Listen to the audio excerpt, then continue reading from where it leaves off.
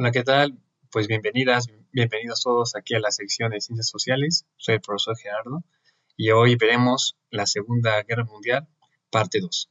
¿No? Bien, como habíamos dicho la vez anterior, Alemania ya había conquistado Europa y dominado gran parte de ella ya para finales de 1940. Y el fuerte giro que llegó después por la llegada de Estados Unidos continuaría ahora pues una serie de derrotas y también de victorias aliadas, ¿no? Este, y una de las, aquí pongo tres factores importantes o tres movimientos de cómo poco a poco se iba derrotando a Alemania de nazi, a la Alemania de Hitler, y aquí lo que podemos ver primero es la batalla de Stalingrado el 17 de julio de 1942. ¿Por qué fue tan importante? Es una de las batallas que significó el contraataque ruso sobre la Alemania nazi, principalmente eso. ¿Por qué? En ese momento los rusos habían, o la Unión Soviética, como también la podemos llamar, en ese momento había tenido una serie de fracasos debido a sus revoluciones, debido a la mala organización de Joseph Stalin y a el poco desarrollo tecnológico que tenían. Sin embargo, desde el contraataque en Stalingrado fue un punto de inflexión, ¿no? Porque de alguna manera, tanto el invierno ruso, me refiero a la estación de invierno, y el contraataque de poner la victoria de Stalingrado, que en ese momento era una de las ciudades más importantes de Rusia, los nazis sufrieron una de sus grandes derrotas, ¿no? Y esto provocaría que el frente oriental del imperio nazi cayera.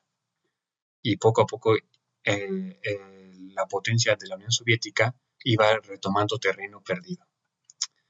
Otra de las principales batallas en la Segunda Guerra Mundial que tenemos que tomar en cuenta fue el desembarco de Normandía el 6 de junio de 1944.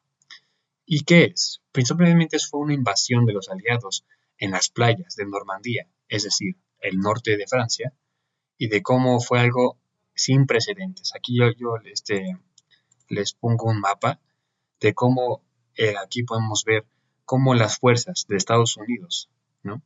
Y las fuerzas combinadas con las fuerzas británicas y sus colonias invadieron toda la costa norte de Francia para poder liberar a Francia del poderío nazi.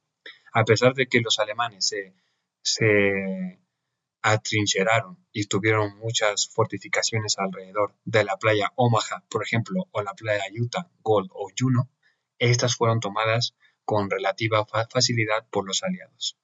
Y a este día se le conoce como el día D o el día de desembarco. También la participación de los canadienses también fue un factor importante.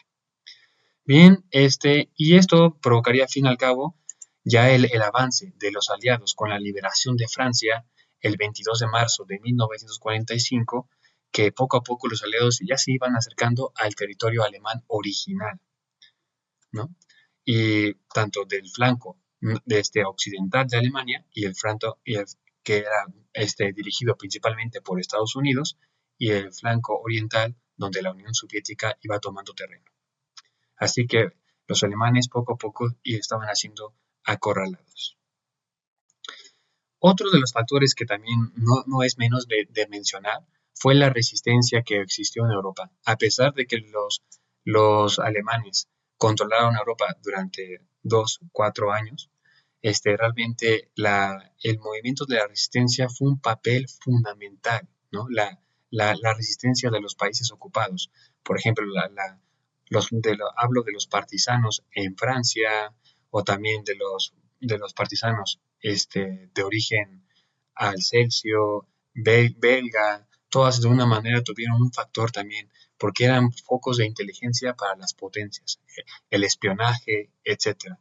Todo esto fue el esfuerzo de hombres y mujeres, como podemos ver en las imágenes, que también provocarían la caída del régimen alemán o del Tercer Reich debido a esos trabajos de espionaje y también de partisanos en la resistencia europea.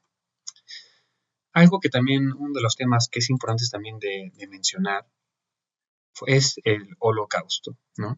El holocausto, como se le conoce, que no es otra cosa más que un sistema de eliminación y también hoy en día se le conoce como un genocidio, fue provocado por la ideología nazi debido a que en ese momento se buscaba un chivo expiatorio, por así decirlo, de todos los males que la sociedad alemana vivía.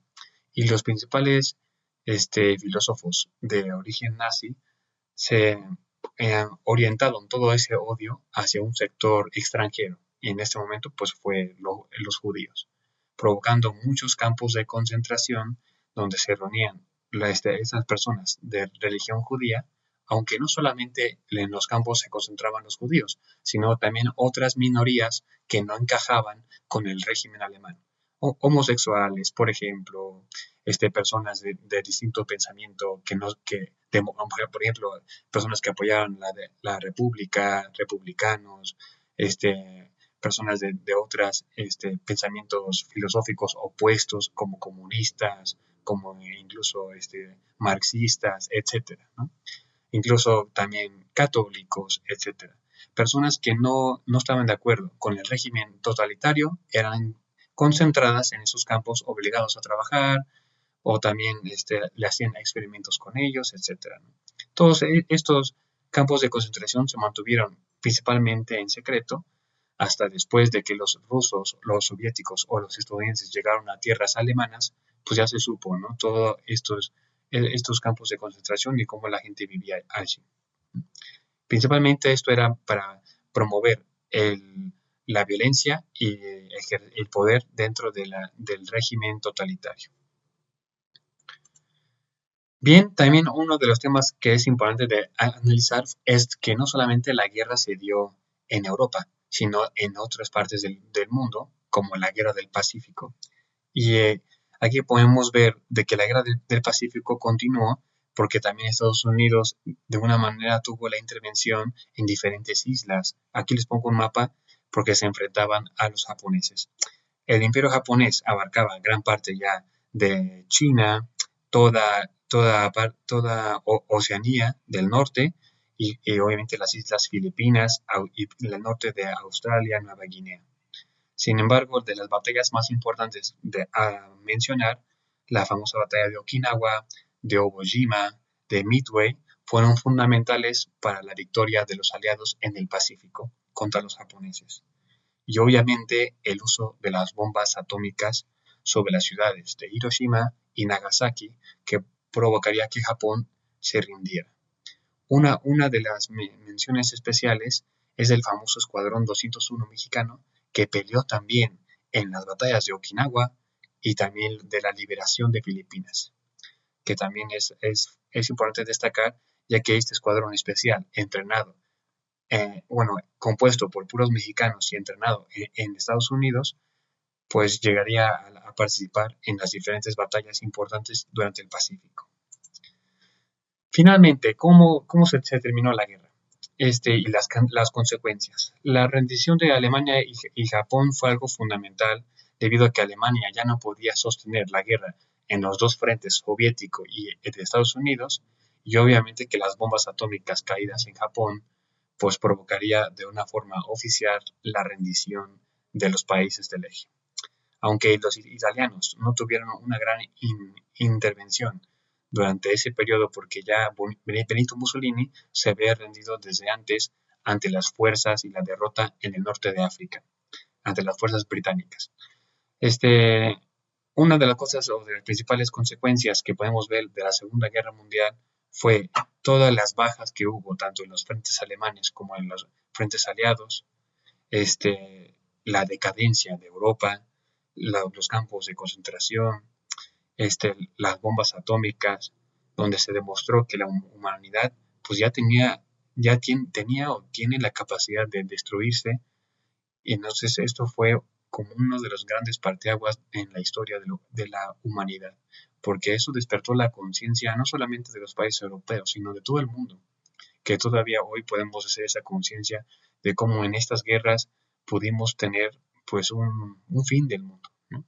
Entonces lo que nos debemos de quedar con eso es de ver de cómo las secuelas de la guerra todavía repercuten en nuestra modernidad.